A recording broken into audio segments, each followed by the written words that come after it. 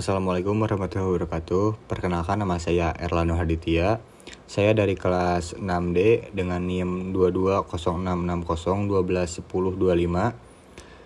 Saya akan menyampaikan hasil penelitian dengan analisis dan evaluasi kinerja sistem Tinder dari perspektif pengguna menggunakan metode System Usability Scale.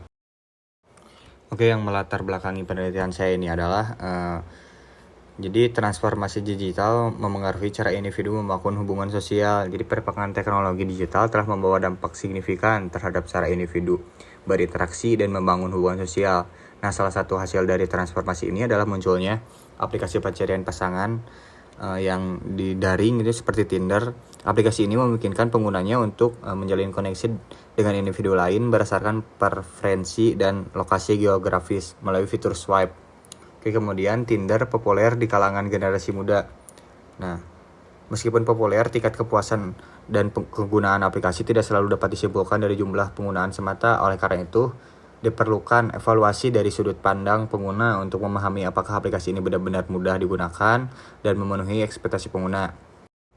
Nah, metode ini dipilih dalam penelitian ini karena sederhana namun efektif dalam mengukur persepsi pengguna terhadap kegunaan suatu sistem. SUS merupakan instrumen standar dalam bidang Human Computer Interaction atau HCI yang telah terbukti valid dan reliable.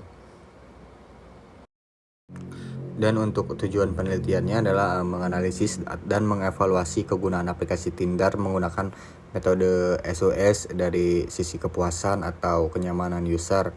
Kemudian mengidentifikasi aspek positif dan negatif pengalaman pengguna, apakah di dalamnya benar-benar mendapatkan pengalaman yang positif atau ada beberapa hal yang mengalami keadaan negatif gitu. Dan memberikan rekomendasi peningkatan usability yang nantinya bisa ditingkatkan. Nah, metode penelitian ini menggunakan pendekatan kuantitatif dengan desain survei.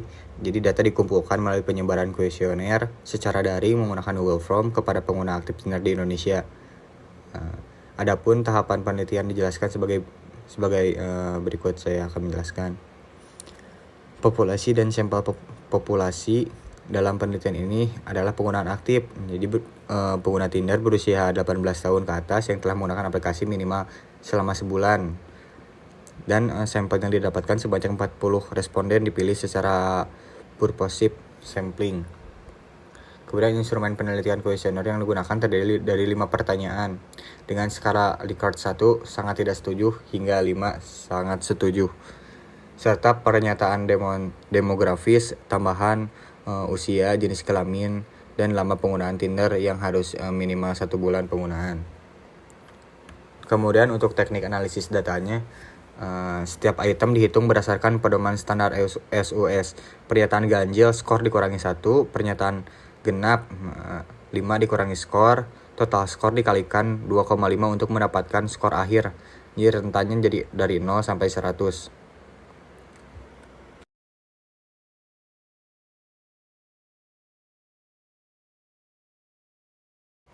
Nah, untuk hasil rata-rata skor ini adalah 7,2 yang masuk dengan kategori baik dengan 5 pertanyaan di atas, yaitu sering menggunakan aplikasi, kemudian aplikasi terasa rumit, aplikasi mudah digunakan, butuh bantuan teknis, dan fitur terintegrasi dengan hasil tersebut bisa dilihat. Kemudian setelah hasil survei tadi, adapun analisis temuan yang kami dapatkan, yaitu untuk kelebihan, jadi aplikasi ini mudah digunakan, waktu belajarnya cepat untuk memahami aplikasi tersebut, kemudian fiturnya terintegrasi. Nah, untuk kekurangannya ada di kerumitan antar muka atau UI dan rasa percaya diri pengguna belum optimal.